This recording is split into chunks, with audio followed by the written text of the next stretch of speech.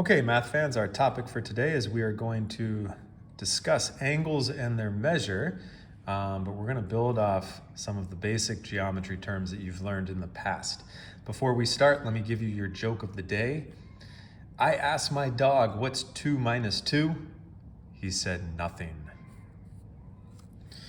All right, so we're going to start with angle vocabulary, and this is going to kind of get back to basics that you learned probably back in middle school, maybe even before that.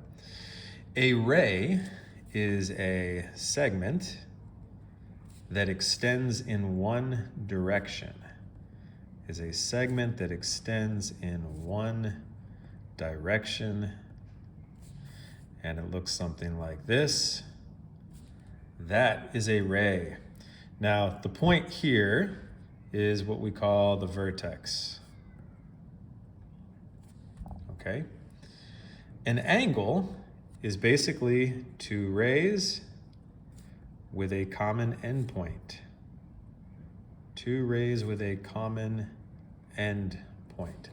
So in other words, if I take a ray here and I take another one here, and they have the same endpoint, which again is the vertex, that is what we call an angle.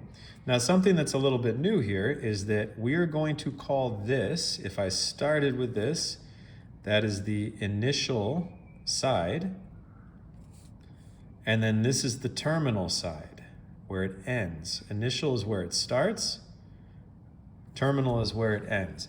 Now, why am I doing it that way? Well, when we measure an angle, we actually measure counterclockwise. That is considered a positive measure if it's counterclockwise. Okay, so from here to here, counterclockwise is going against the clock. Clockwise is this way, counterclockwise is this way. So I start, when I'm measuring the positive angle, I start from the initial side, and then where I end is the terminal side. I'm going to call this theta. Okay, I could give it, a lot of times you'll see a Greek letter like alpha or beta. And in this case, this is called a theta. We use this quite a bit when we're talking about pre-calculus.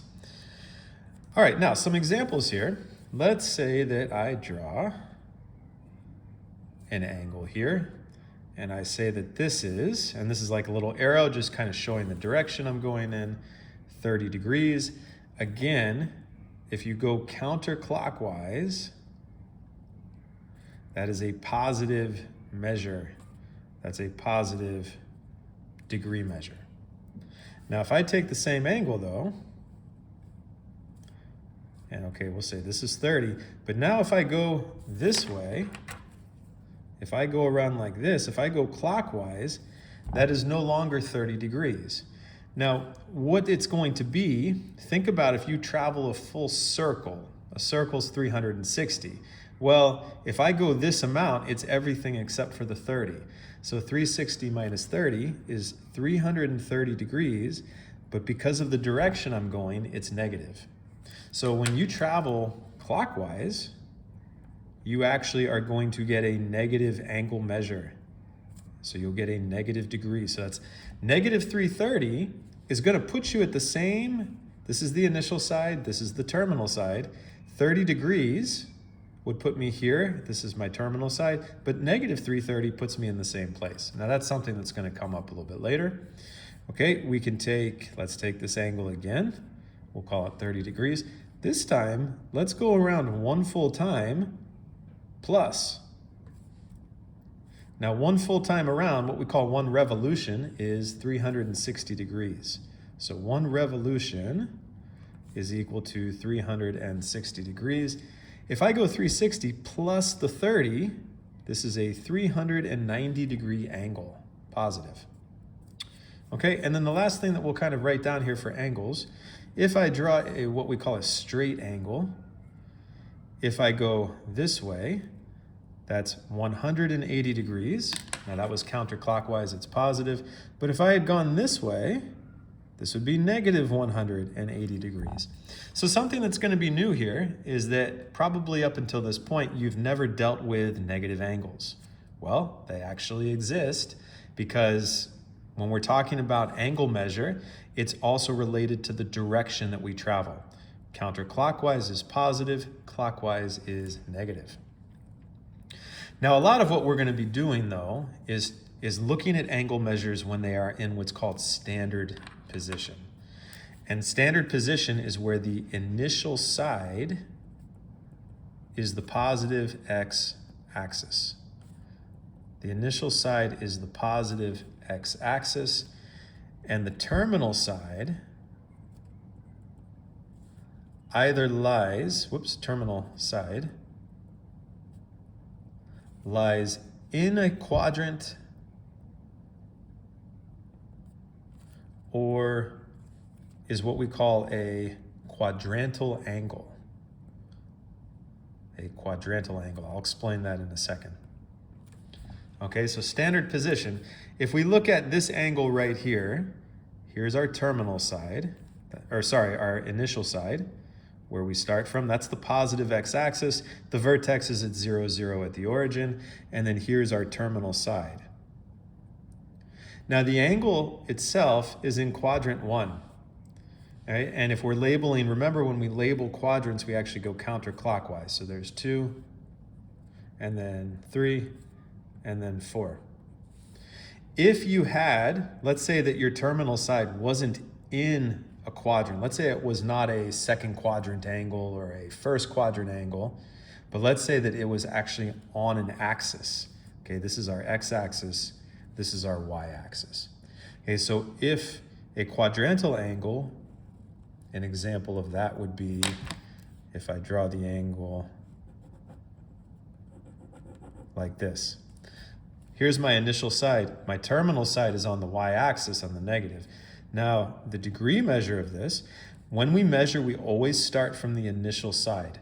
Okay, so I don't label the angle. I don't say this is a 90-degree angle going this way. I start from the x-axis, the positive x-axis, and I go clockwise. And so that's going to be negative 90 degrees for that. Okay, one more example that I'll draw here is, let's say we have, here's an angle, and here's an angle. Now this angle is in quadrant 2, so we would refer to this as a second quadrant angle. Okay, second quadrant, and this is my symbol that I use for angle. Second quadrant angle, and you might say, well, wait, the initial side is over here. That's not the second quadrant, but it's all about where your terminal side is. Now, one thing that's interesting about this is, let's say that if that angle was 150 degrees, if I asked you for this angle right here, we would be able to find that because we would know that the straight line here is 180. So if I took 180 minus 150, we would know that that's a 30-degree angle. One of the other things that's going to come up in this when we're looking at our angle measures is that, let's say, I'll say an angle is 50 degrees. So angle's 50. Two other things that come up quite a bit is what we call the complement and the supplement. The complement is the angle measure that adds to this to make 90. So that would be 90 minus 50, which is 40 degrees. The supplement is what makes this add up to 180. So 180 minus 50 is 130. So those are some words that you will see quite a bit as well when we're looking at this, complement and supplement. So let's do a couple examples here. For 1, 2, 3, they're asking us to draw some angles. So let's draw theta equals 135 degrees. Well, we always know the initial side is the positive x-axis. Now here's the thing. If we're in the first quadrant, that would be between 0 and 90 for that. So if I'm going 135, so here's 0 degrees, here's 90 degrees. If I keep going around, here's 180, here's 270, and then if I went all the way around, I would actually come back to here and I'd be at 360. So if I'm drawing this and it's 135, I know that I'm somewhere between 90 and 180. Actually, I'd be halfway between them. So I know that I would draw this angle. There's theta. It's a second quadrant angle. Theta is 135 degrees, okay? Draw alpha equals negative 90. Well, here's the initial side. Negative 90 is going to go clockwise. 0. Now, if I'm counting this way, this would actually put me at negative 90. This is a quadrantal angle. There's alpha. Okay, negative 90. And then this one, beta equals 690. Now this time, we know that if we go all the way around once, one revolution's 360 degrees. Now if I go 2 times around, it would be another 360, which is 720. Now that's too much. So we're gonna go around one full time. I'm not gonna make it twice though, because 690 is less than that. So if I take the 360, how much further do I have to go after my revolution to get to 690? If I subtract that, we get 330 degrees. So here's our initial side. We're gonna go around one time. That's 360, but then we have to go 330. All right, now again, if we're thinking here, we're going 90 for each quadrant, 180, 270, 360, if I'm traveling 330, it's between 270 and 360. So I go around once, and then I will go around again, and somewhere here is where I will end up. This would be 690 degrees here. Okay, so that's 690 degrees, or that's our beta. One thing to notice here, 690 is going to put us in the same place as 330.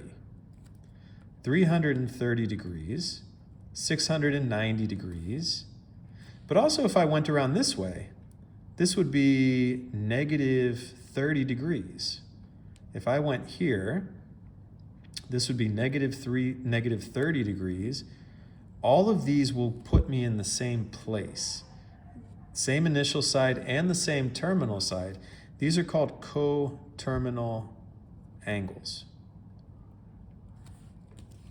These are called coterminal angles. What it means is that they have the same coterminal side, the same terminal side. Okay? They're different measures, but they share the same terminal side. And that is the end of part 1.